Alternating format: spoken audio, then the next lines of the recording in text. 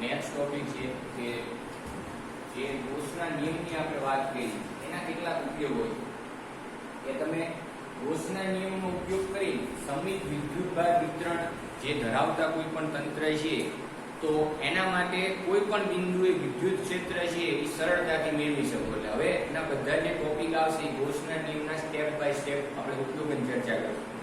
જેમાં પહેલો એક ઉપયોગ છે કે તમે આ નિયમનો ઉપયોગ કરી અનંત લંબાઈના સીધા સમાન વિદ્યુત ભારિત તારનું ક્ષેત્ર છે મેળવી શકો. વિદ્યુત ક્ષેત્રની વાત એના માટે આપણે ગોસનો નિયમ છે એની ચર્ચા કરવાની છે. એની મદદથી જ આપણે વિદ્યુત ક્ષેત્ર મેળવવાનું છે. સમજો તો શરૂઆતમાં આપણે એની ચર્ચા કરી કે માની લો કે એક અનંત લંબાઈનો એક તાર છે કે જેના ઉપર ધન વિદ્યુત ભાર છે વિતરિત થયેલો. તમે ઋણ વિદ્યુત ભાર લઈ શકો. આપણે અત્યારે ધન વિદ્યુત ભારની વાત કરીએ કે એક સમાન સીધો એક અનંત લંબાઈનો તાર છે એના ઉપર નિયમિત ધન વિદ્યુત ભાર છે વિતરિત થયેલો છે કે જેની રેખીય વિદ્યુત ભાર ઘનતા કેટલી છે? લેમ્બડા. આગળ આવી ગયું રેખીય વિદ્યુત ભાર ઘનતા. જ્યારે આપણે સતત વિતરણ વિદ્યુત ભારના સતત વિતરણની વાત કરેલ હતી. રેખીય વિદ્યુત ભાર ઘનતા એટલે શું? તો એની વ્યાખ્યા સિમ્પલ છે, એકમ લંબાઈ દીઠ વિતરિત થયેલો વિદ્યુત ભાર એટલે કે લેમ્બડા બરાબર Q/L. એની આપણે આગળ જરૂર પડશે. તો લેમ્બડા જેટલી રેખીય વિદ્યુત ભાર ઘનતા ધરાવતો એક તાર છે કે જેના ઉપર સમાન વિદ્યુત ભારનું વિતરણ થયેલું છે. હવે આ તારથી કોઈ પણ આ અંતરે આવેલા તમે અલગ અલગ બિંદુઓ વિચારો. એના માટે આપણે શું કરીએ કે અહીંયા કેન્દ્ર આ તારનો જે પોઈન્ટ છે અહીંયા આપણે સેન્ટર તરીકે રાખી એક આર્ક આકારનું વર્તુળ વિચારો. અથવા તો એવું કહેવાય કે આ જે તાર છે એને આર્ક ત્રિજ્યાના વર્તુળમાં રોટેટ કરાવવામાં આવે, ઘુમાવવામાં આવે. તો જે તમે આકૃતિમાં જોઈ શકો છો તમને એક વર્તુળ જણાશે. ઈ વર્તુળ પરનું દરેક બિંદુ છે અહીંયા આ અંતરે આવેલું છે. એવા ત્રણ બિંદુની આપણે વાત કરી છે, P1, P', P', P'. એક બીજો પોઈન્ટ કે આ ત્રણેય બિંદુ છે ઈ ત્રણેય બિંદુ તારના બંને છેડાથી એક સમાન અંતરે છે. શા માટે? કારણ કે આ ત્રણેય બિંદુઓ છે અહીંયાથી તારના બંને છેડા કેટલા અંતરે છે? ઇન્ફિનિટી. તો સ્વાભાવિક છે તમે એવું કહી શકો કે આ બધાના ડિસ્ટન્સ બંને છેડાઓથી કેવા થાય? એક સરખા. કારણ કે બંને છેડાથી અનંત અંતર, તાર છે અનંત અંતર લંબાઈનો છે એટલા માટે. તો ઈ દરેક બિંદુએ જે વિદ્યુત ક્ષેત્ર છે ઈ વિદ્યુત ક્ષેત્ર હંમેશા ત્રિજ્યાવર્તી બહાર તરફ હોય. જો સમજો આ બધા બિંદુએ વિદ્યુત ક્ષેત્ર કઈ દિશામાં હોય? તો કે હંમેશા ત્રિજ્યાવર્તી બહાર તરફ. એનું કારણ છે કે જો લેમ્બડા ગ્રેટર ધેન 0 હોય તો આ જે ઈ સદિશ છે ઈ ત્રિજ્યાવર્તી બહાર તરફ હોય.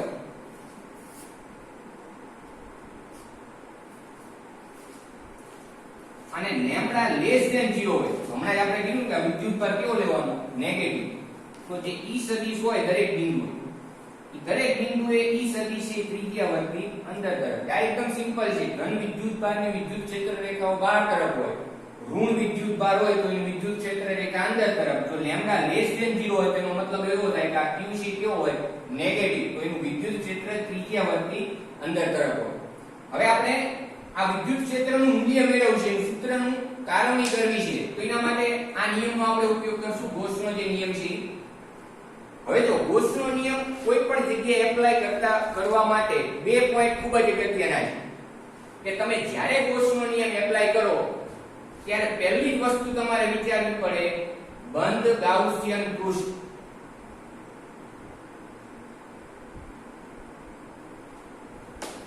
પહેલા જ આપણે કહેવાનું કે બંધ ગાઉસિયન પૃષ્ઠ છે કેવું વિચારો છો. પછીનો મુદ્દો છે અગત્યનો, ઘેરાતો વિદ્યુત ભાર. જો ગોસના નિયમના જેટલા ઉપયોગની આપણે વાત કરવાની છે આ બે પોઈન્ટ ખૂબ જ અગત્યના છે. પહેલા આપણે શું વિચારશું? નિયમ એપ્લાય કરતા પહેલા બંધ ગાઉસિયન પૃષ્ઠ, એક બંધ ગાઉસિયન વક્ર સપાટી. બીજો પોઈન્ટ કયો? તો કે તમે જે સપાટી વિચારો છો એના દ્વારા ઘેરાતો વિદ્યુત ભાર છે. અને ત્રીજું જે સ્ટેપ છે એમાં સૂત્ર એપ્લાય કરવાનું, psi E × S. S એટલે ક્ષેત્રફળ બરાબર Q ના છેદમાં એપ્સિલોન 0. જ્યાં Q એટલે શું? તો કે ઘેરાતો કુલ વિદ્યુત ભાર. ખબર પડે છે દરેક? હવે આગળ આ ત્રણ પોઈન્ટ છે એના ઉપરથી જ આપણે આખી થિયરી છે ચર્ચા કરીશું. તો પહેલો પોઈન્ટ કયો છે કે બંધ ગાઉસિયન પૃષ્ઠ. તો જો આપણે ધારી કે આ જે અનંત લંબાઈનો તાર છે એની ફરતે એક r ત્રિજ્યા વાળું બંધ નળાકારીય ગાઉસિયન પૃષ્ઠ ધારવામાં આવે. જો તમે જ્યારે થિયરી લખો છો તો એ આ રીતે જ લખાણ આવે કે આ જે આકૃતિ C માં દર્શાવ્યા પ્રમાણે એક બંધ નળાકાર આકાર, આ નળાકાર છે, નળાકાર આકારનું બંધ ગાઉસિયન પૃષ્ઠ વિચારો કે જે નળાકારની લંબાઈ, નળાકાર છે ની લંબાઈ કેટલી છે L લંબાઈનું નળાકારનું બંધ ગાઉસિયન પૃષ્ઠ છે આપણે વિચારેલું. પછી બીજો પોઈન્ટ છે કે આના દ્વારા ઘેરાતો વિદ્યુતભાર. તો આ જે નળાકાર છે એના દ્વારા કેટલો વિદ્યુતભાર ઘેરાય છે? તો આપણે અગાઉ કીધું રેખીય વિદ્યુતભાર ઘનતા લેમ્ડા. તો ત્યારે આપણે વાત કરી હતી કે રેખીય વિદ્યુતભાર ઘનતા લેમ્ડા એટલે શું? તો કે એકમ લંબાઈ દીઠ વિદ્યુતભાર. લંબાઈ એકમ હોય ત્યારે વિદ્યુતભાર કેટલો? તો એને રેખીય વિદ્યુતભાર ઘનતા કહેવાય. તો આ જે બંધ નળાકાર ગાઉસિયન પૃષ્ઠ છે એના દ્વારા તારનો કેટલો વિદ્યુતભાર ઘેરાય છે એ આપણે મેળવવું છે. તો અહીં લખી શકાય નળાકાર દ્વારા ઘેરાતો કુલ વિદ્યુતભાર. એ કુલ વિદ્યુતભાર કેટલો થાય? તો આ પ્રમાણે ત્રિરાશી મૂકવાની. એકમ લંબાઈ દીઠ રેખીય વિદ્યુતભાર ઘનતા એટલે શું? તો કે એકમ લંબાઈ દીઠ વિદ્યુતભાર. તો લંબાઈ જો L હોય તો વિદ્યુતભાર કેટલો? એટલે Q બરાબર શું થાય? તો આ બેનો ગુણાકાર લેમ્ડા * L. એટલે નળાકાર દ્વારા ઘેરાતો વિદ્યુતભાર કેટલો થશે? Lambda * L. ત્રીજી વસ્તુ, હવે આપણા સૂત્ર છે એને એપ્લાય કરવાનું છે કે તમારે આ જે બંધ નળાકાર ગાઉસિયન પૃષ્ઠ છે એની સાથે સંકળાયેલ ફ્લક્સની વાત કરવાની છે. તો જ્યારે આપણે ગૌસનો નિયમ જોયો તો ત્યારે આપણે એક સિમ્પલ ઉદાહરણ સમજાવ્યું નળાકાર આકારનું. એ વસ્તુ ફરીવાર અહીં ચર્ચા કરવાની કે તમારે આ સમગ્ર નળાકાર સાથે સંકળાયેલ ફ્લક્સ મેળવવું છે. તો પહેલા તો તમારે એના બંને આડછેદ સાથે સંકળાયેલ ફ્લક્સની વાત કરવી પડે. બંને છેડા પરના આડછેદ છે એની સાથે સંકળાયેલ ફ્લક્સ તો એ કેટલું થાય? હવે જો બીજી વસ્તુ કે આ જે નળાકારની સપાટી પરનું દરેક બિંદુ છે બંને સાઈડ એ હંમેશા r અંતરે આવેલું છે અને ઈ બિંદુએ વિદ્યુત ક્ષેત્ર ત્રિજ્યાવર્તી બહાર તરફ છે. બહાર તરફ શા માટે છે? કારણ કે આ કયો વિદ્યુતભાર છે? ધન. હમણાં કીધું કે લેમ્ડા ગ્રેટર ધેન 0 હોય તો વિદ્યુત ક્ષેત્ર ત્રિજ્યાવર્તી કઈ તરફ હોય? બહાર તરફ. લેમ્ડા લેસ ધેન 0 હોય. લેસ ધેન નો મતલબ એવો થાય કે આ જે રેખીય વિદ્યુતભાર ઘનતા ઋણ હોય એટલે એનો મતલબ શું? તો કે આ વિદ્યુતભાર નેગેટિવ હોય. એટલે કે અહીંયા નેગેટિવ વિદ્યુતભાર તમારે દર્શાવવો પડે. તો આ બિંદુએ વિદ્યુત ક્ષેત્ર ત્રિજ્યાવર્તી તો થશે પણ કઈ તરફ થશે? તો કે અંદર તરફ. આપણે વિદ્યુત ક્ષેત્ર ત્રિજ્યાવર્તી બહાર તરફ છે અને દરેક બિંદુ વક્ર સપાટી પરનું દરેક બિંદુ આ તારથી એક સમાન r જેટલા અંતરે આવેલું હોવાથી દરેક બિંદુએ વિદ્યુત ક્ષેત્ર એક સમાન થશે. એટલા જ માટે આને સમમિત વિદ્યુતભાર વિતરણ કહેવાય. જો સમમિતિ જે શબ્દ છે અહીંયા એનો અર્થ છે એ સાર્થક થાય છે. સમમિતિનો અર્થ એવો થાય કે અહીંયા આપણે સમમિતિ જે વિચારવાની છે એ વિદ્યુત ક્ષેત્રના સંદર્ભમાં વિચારવાની. કે અહીંયા સમમિતિ એટલા માટે છે કારણ કે દરેક બિંદુ તારથી એક સમાન અંતરે ગણવાનું છે. તો તારથી એક સમાન અંતરે આવેલા બિંદુએ દરેકે વિદ્યુત ક્ષેત્ર એક સરખું જ થાય kq/r² અનુસાર. માટે એ દરેક બિંદુએ વિદ્યુત ક્ષેત્રનું મૂલ્ય એક સરખું હોવાથી ત્યાં સમમિત આકાર એટલે કે સમમિતિ રચાય છે, તમે એવું કહી શકો. એટલા માટે આ સમમિત વિદ્યુતભાર વિતરણ છે. હવે આગળ આ બંને આડછેદ છે એની સાથે સંકળાયેલ ફ્લક્સ મેળવવું છે. તો હું એમ કહું આની સાથે આ જે આડછેદ છે એની સાથે સંકળાયેલ ફ્લક્સ આવ્યો, આ આડછેદ સાથે સંકળાયેલ ફ્લક્સ સાઈડ. ત્રીજી એક વસ્તુ બાકી, આ જે વક્ર સપાટી છે નળાકારની વક્ર સપાટી, એ વક્ર સપાટી સાથે સંકળાયેલ જે ફ્લક્સ છે એનું નામ આપું સાઈડ છે. તો નળાકાર સાથે સંકળાયેલ કુલ ફ્લક્સ, કુલ વિદ્યુત flux psi is equal to શું થશે? તો કે આ બધાયનો સરવાળો. આ બધાયનો આપણે સરવાળો કરીએ એટલે અહીંયા કુલ જે નળાકાર બંધ ગાઉસિયન પૃષ્ઠ છે એની સાથે સંકળાયેલ ફ્લક્સ મળે. આપણે સ્ટેપ બાય સ્ટેપ એક એક મેળવતા જઈએ. પહેલા આપણે ψ1 ની વાત કરી. આને એક નામ આપ્યું સમીકરણ નંબર 1, જેની આગળ જરૂર પડશે. ψ1 બરાબર ફ્લક્સનું સૂત્ર સિમ્પલ, ψ E S cos θ. આ સૂત્ર દ્વારા, આ સૂત્ર મગજમાં રાખવા. ψ1 બરાબર શું થાય તો કે ત્યાં વિદ્યુત ક્ષેત્ર, તો આ વિદ્યુત ક્ષેત્ર આ તરફ છે E સદિશ, હમણાં જ આપણે કીધું. હવે આનો ક્ષેત્રફળ સદિશ આ તરફ થાય, જેને આપણે નામ આપશું S1 સદિશ.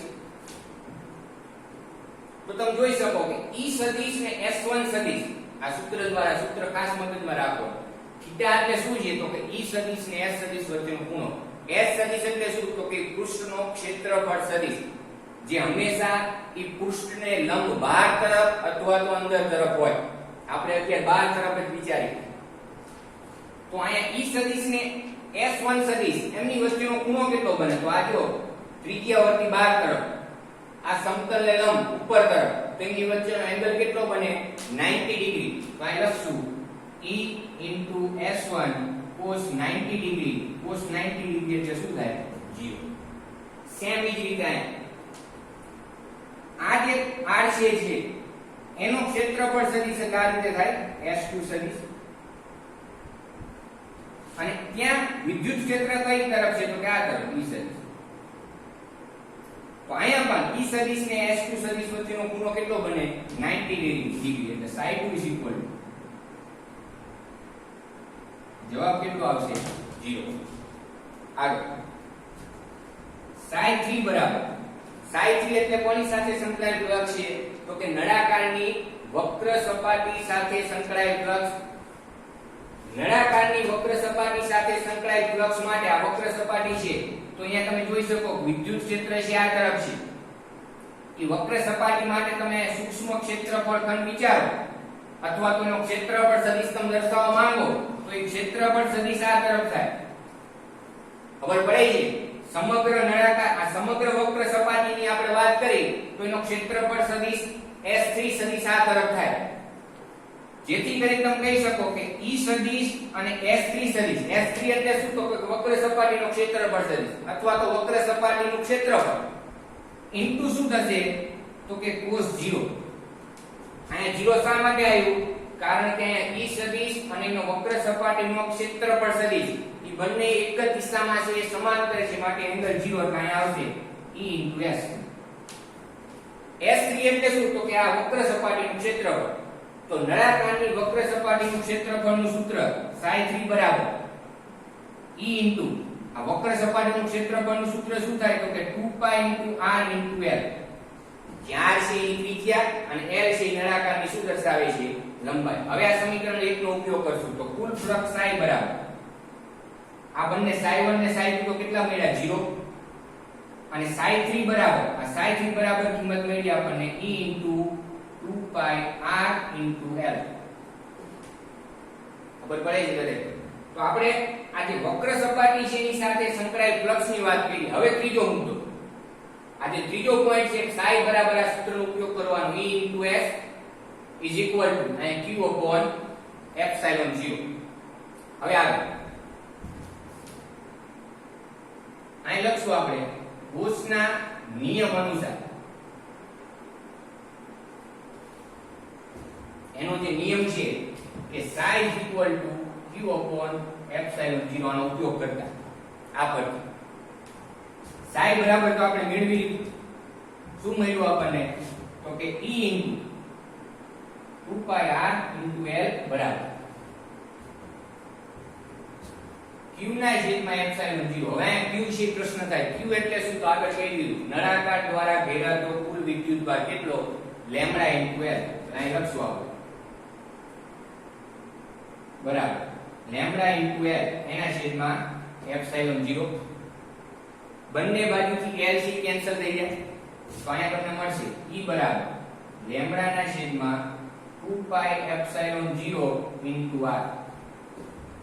આ જે સૂત્ર છે એ અનંત લંબાઈના સીધા સમાન વિદ્યુત ભારિત તારના વિદ્યુત ક્ષેત્રનું સૂત્ર છે.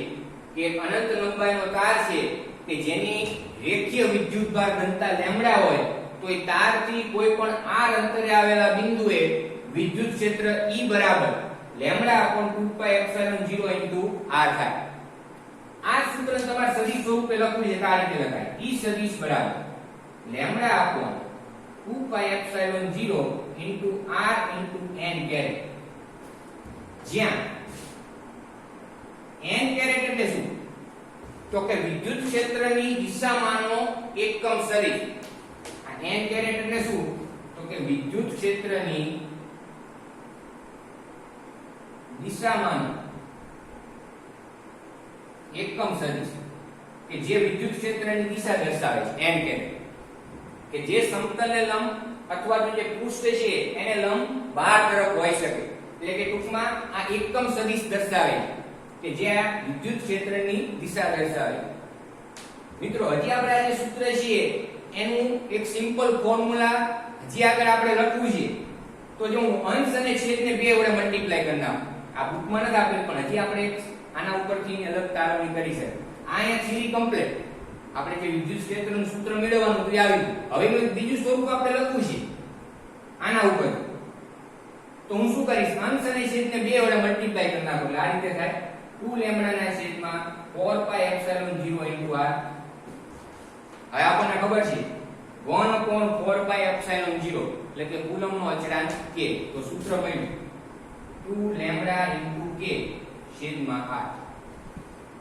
આ સૂત્ર તમારે યાદ રાખવાનું છે E બરાબર 2k લેમ્બડા / r. આમાં આટલો ડિફરન્સ કે આપણે અંશ અને છેદને કેટલા વડે મલ્ટીપ્લાય કરી નાખ્યા 2. તો આ જે ગાઉસના નિયમનો પહેલો ઉપયોગ છે એના દ્વારા તમે અનંત લંબાઈના સીધા સમાન વિદ્યુત ભારિત વિતરિત તાર છે કે જેની રેખીય વિદ્યુતભાર ઘનતા લેમ્બડા છે તો એનું વિદ્યુત ક્ષેત્રનું સૂત્ર છે આપણે મેળવી